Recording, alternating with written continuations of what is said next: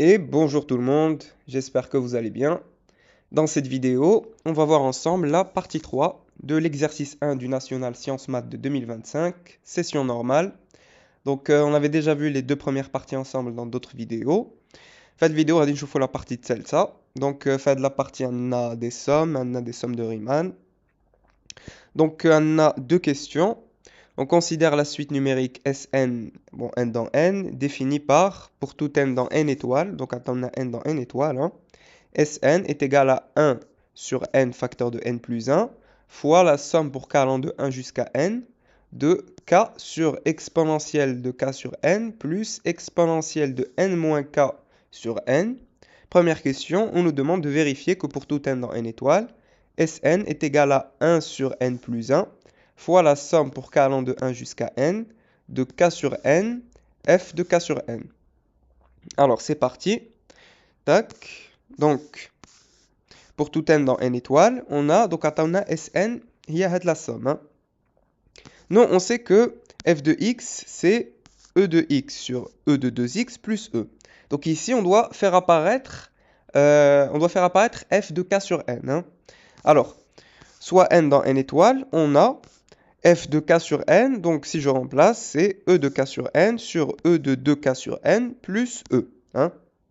Et nous, notre objectif, c'est de montrer que Sn, c'est égal à ça. Alors, on va reprendre l'expression de Sn, donc quand il y a d. Donc l'objectif, c'est de faire apparaître ça. Hein. Donc on doit montrer que Sn est égal à tout ça. Donc d'une part, ce qu'on va faire, alors ici, je vais faire rentrer le n, le dakhel, fausse la somme. Donc je peux, hein, donc j'aurai k sur n. Hein. Donc k sur n fois 1 sur e de k sur n plus exponentielle de, alors ici j'ai n sur n, donc c'est 1, moins k sur n, donc moins k sur n. Très bien. Alors maintenant, tac, ce qu'on va faire, c'est que on va séparer ça. Hein. Exponentielle de 1 moins k sur n, c'est e de 1, c'est-à-dire e, fois e de moins k sur n. Et maintenant, pour faire apparaître f de k sur n, donc on a dit 2k sur n. Donc ce qu'on va faire, on a dit 2k sur n, hein, exponentielle de 2k sur n, sur exponentielle de k sur n. Hein. Si je fais la différence, 2k sur n moins k sur n, donc 2k sur n moins k sur n, donc j'ai le même dénominateur ici, hein, donc 2k moins k, ça nous fait bien k sur n. Hein. Donc on retrouve bien la même chose qu'ici. Hein. Donc ça c'est la même chose. L'avantage c'est que maintenant ici j'ai e de k sur n au dénominateur. Donc au dénominateur la barre de la fraction. Donc je peux le faire monter en haut. Hein. Donc e de k sur n, je vais le mettre au numérateur ce qui va nous donner e de k sur n sur, donc au dénominateur, e de 2k sur n, le voilà, plus e, hein, le voilà. Alors je vous rappelle que f de k sur n, c'était ça. Hein. Alors c'est bon, hein, on l'a fait apparaître, ça c'est bien f de k sur n. Donc on a bien 1 sur n plus 1 fois la somme pour k allant de 1 jusqu'à n, de k sur n fois f de k sur n. Voilà. Donc c'est ce qu'il fallait montrer. Hein. Parfait. Ensuite, question B, montrer que l'intégrale de 0 à 1 de x f de x dx est égale à l'intégrale de 0 à 1 demi de f de x dx. On pourra effectuer le changement de variable t est égal à 1 moins x. Donc c'est ce qu'on va faire. Hein. Alors, tac. Donc soit n dans n étoiles. Donc nous, notre objectif, c'est de montrer ça. Hein. On doit montrer que had l'intégrale, elle est égale à had l'intégrale. Alors, quand on a un changement de variable, donc on pose t est égal à 1 moins x. Ça veut dire que dt, alors ici, je vais dériver, hein, je dérive par rapport à x. Donc la dérivée de 1 moins x, c'est moins 1. Donc on a dire moins dx. Hein. Alors, bien sûr, il va falloir changer les bornes. Hein. Donc pour x est égal à 0, on a dit 0. Donc pour x est égal à 0, t est égal à, donc je remplace x par 0, 1 moins 0, c'est-à-dire 1. Et pour x est égal à 1, donc puisque on a dit 1, pour x est égal à 1, t est égal à 1 moins 1, c'est-à-dire 0. D'où, donc si je calcule l'intégrale de 0 à 1 de x f de x dx, je fais mon changement de variable. Donc bien sûr, je change les bornes. Hein. On a 1 et on a 0. Donc l'intégrale de 1 à 0, 2. Je remplace x par 1 moins t. Alors, j'ai 1 moins x est égal à t. Donc, t est égal à 1 moins x. Ça veut dire que, donc ça va nous donner que moins x est égal à t moins 1. Donc ça veut dire que x est égal à, je change les signes, donc 1 moins t. Hein? Donc j'ai 1 moins t, f de 1 moins t, et غادي moins dt. Hein? Donc j'ai moins dx est égal à dt. Le moins, je le fais passer de l'autre côté, donc je mets moins dt. Hein? Alors ici j'ai 1 moins t, f de 1 moins t moins dt. Le moins, je peux le faire sortir. Hein? Donc c'est ce que je vais faire. Donc غادي ندير moins, ou rendre l'intégrale de 1 à 0 de 1 moins t, f de 1 moins t dt. Alors ici, j'ai un moins, donc ça veut dire que je peux changer l'ordre des bornes. Hein. Donc moins l'intégrale de 1 à 0, ça devient l'intégrale de 0 à 1. Hein. Donc l'intégrale de 0 à 1 de tout ça. Ce qui va nous donner, alors nous on sait que f de 1 moins x est égal à f de x. Ça on l'avait déjà montré. Donc on a dit f de 1 moins t. Je peux mettre à sa place f de t. Hein. Donc je me retrouve avec l'intégrale. Maintenant, je vais développer donc f de t fois 1, donc c'est f de t. F de t fois moins t, c'est moins t, f de t. Alors maintenant, j'ai l'intégrale. Donc on se retrouve avec l'intégrale de 0 à 1 de x, f de x dx. Donc c'était ce qu'on calculait, hein, qui est égal à... Donc je vais réécrire ça sous forme de deux intégrales. Donc on a l'intégrale. L'intégrale de 0 à 1 de f de t dt, moins de l'intégrale. Donc l'intégrale de 0 à 1 de t, f de t dt. Alors ici, j'ai mis comme lettre t. Je peux mettre n'importe quelle lettre à sa place. Hein. Donc je peux mettre à la place de t, je peux mettre x. Hein. Donc je vais faire passer ça de l'autre côté. Donc, il y a de l'intégrale. La voilà. Plus, donc le mot à dire déjà plus l'intégrale de 0 à 1 de... Alors ici, j'avais t. Je peux mettre x. Hein. C'est la même chose. Donc l'intégrale de 0 à 1 de x, f de x dx, qui est égal à... Donc et à la place de t, je mets x. Hein, ça marche. Alors ici, j'ai exactement la même intégrale. Hein. Donc en fait, j'ai deux fois l'intégrale de 0 à 1 de x f de x dx, qui est égal à l'intégrale de 0 à 1 de f de x dx. C'est-à-dire, donc le 2, je le fais passer de l'autre côté. Donc on va dire 1 demi. Or, nous, on sait que l'intégrale de 0 à 1 de f de x dx est égale à 2 fois l'intégrale de 0 à 1 demi de f de x dx. Hein. Ça, on l'avait déjà montré. Donc, on dit l'intégrale de 0 à 1 de f de x dx. Donc, je vais remplacer ça par ça. Donc, j'aurai 2 fois l'intégrale de 0 à 1 demi de f de x dx. Hein. Et bien sûr, on a 1 demi fois 2, ça part, hein, ça s'annule. Donc, j'aurai l'intégrale qui est égale à l'intégrale de 0 à 1 demi de f de x dx. Et voilà. Parfait. Donc, c'est bien ce qu'il fallait montrer. Hein. Voilà. Donc, c'est bon. Ensuite, question 2, montrer que la suite Sn, n dans n est convergente et déterminer sa limite. Alors, Naya, il faut remarquer que Sn, c'est une somme de Riemann ici. Hein. Alors, petit rappel sur les sommes de Riemann. Alors, donc quand on parle de somme de Riemann, il faut qu'on ait une fonction f qui est continue sur un intervalle AB fermé des deux côtés. À ce moment-là, on a les deux sommes, ce sont toutes les deux des sommes de Riemann. Hein. Alors, la première somme, c'est sa petite Sn, qui est égale à b moins a sur n, fois la somme pour k allant de 0 jusqu'à n moins 1 de f de a plus k sur n fois b moins a.